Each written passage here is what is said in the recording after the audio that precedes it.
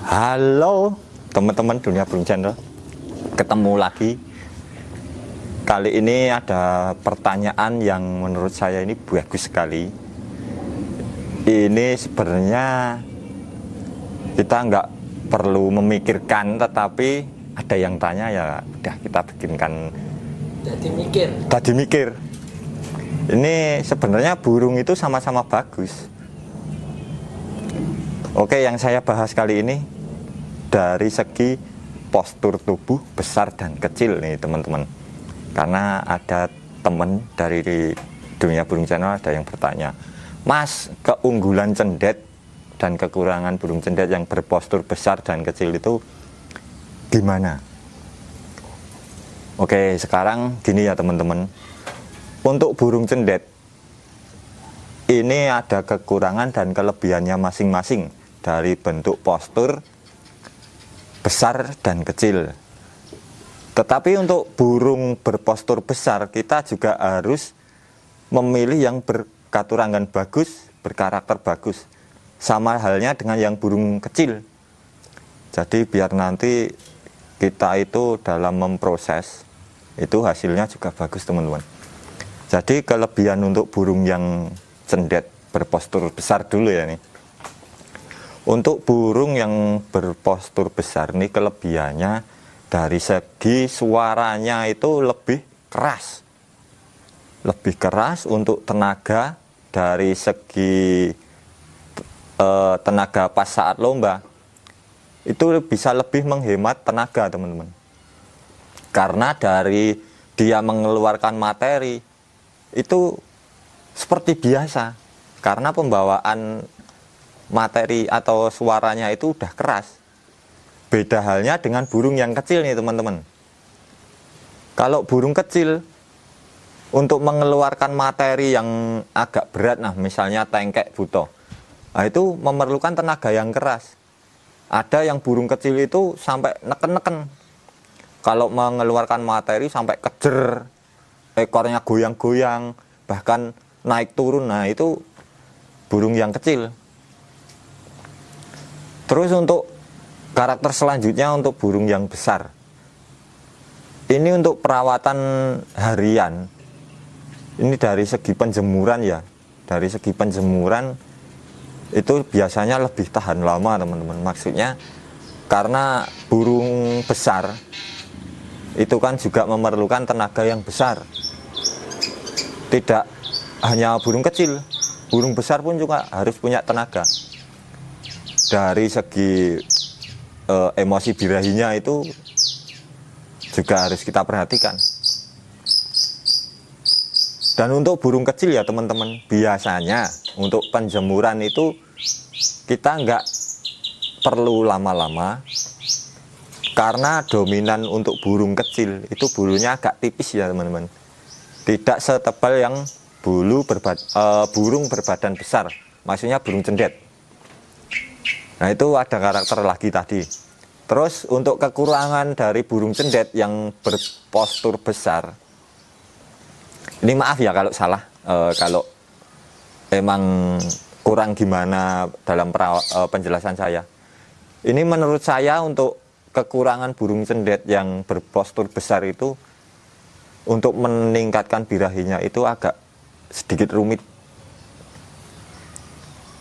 Karena apa ya, untuk kita misalnya untuk perawatan harian tidak rutin, terus pemberian EF tidak rutin, untuk postur yang besar ini pasti lebih banyak dia diem, tidak aktif seperti burung kecil. Nah ini untuk burung yang besar. Untuk burung yang kecil kalau menurut saya ya, untuk peningkatan birahi sama emosinya itu lebih enak dibandingkan burung besar. Karena burung kecil meskipun kita jemur sebentar, terus kita kasih EF minim misalnya 3 atau 2, itu sering bunyi. Karena tipikal burung kecil ini kan tidak apa ya, masih ini teman-teman, banyak bunyinya, dia lincah. Kalau burung besar kan seringnya diem, jarang loncat sana loncat sini. Kalau burung cendet yang kecil itu ya seperti biasanya ya, loncat sana loncat sini, dia cari tenaganya di situ.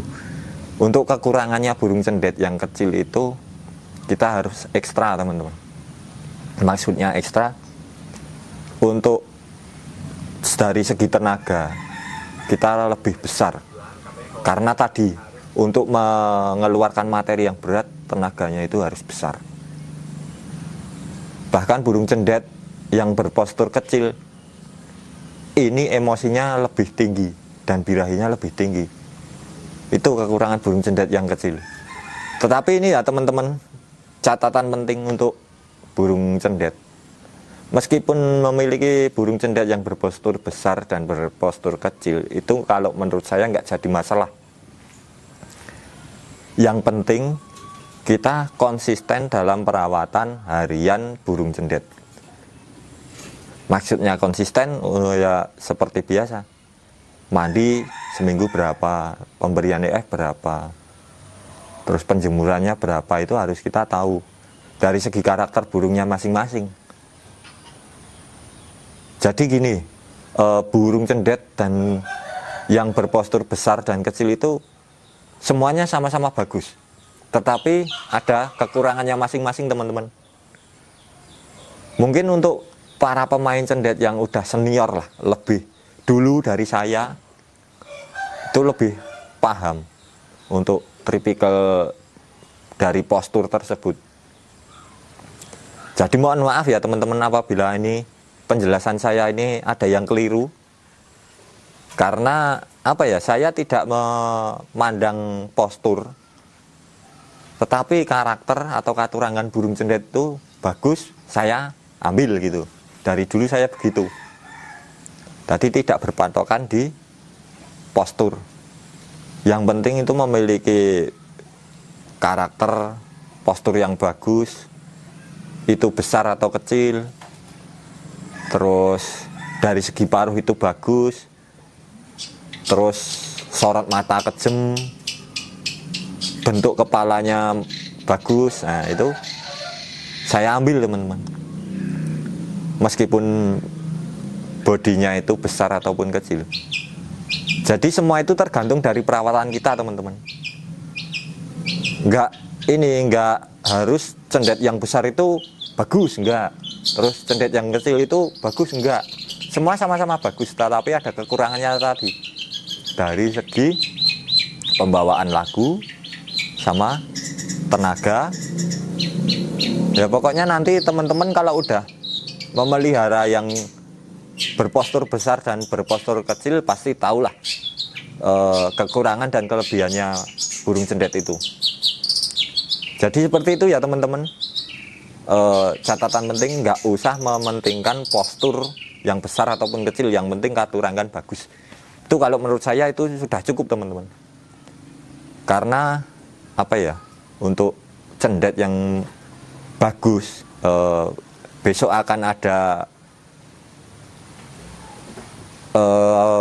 masa depan yang bagus. Untuk kedepannya itu pasti diawali dengan pemilihan karakter atau katurangan burung cendet yang bagus sejak masih loloan atau trotolan. Jadi seperti itu ya teman-teman, mungkin video kali ini bermanfaat. Apabila ada yang keliru mohon dimaafkan. Untuk teman-teman yang lebih tahu silahkan tulis komentar di bawah. Oh caranya seperti ini mas, burung cendet yang besar ataupun kecil itu seperti ini mas. Oke siap, kami tampung untuk kedepannya biar kami lebih tahu juga, karena dari dulu saya pribadi tidak mementingkan postur. Oke cukup sekian video kali ini. Salam kicau mania.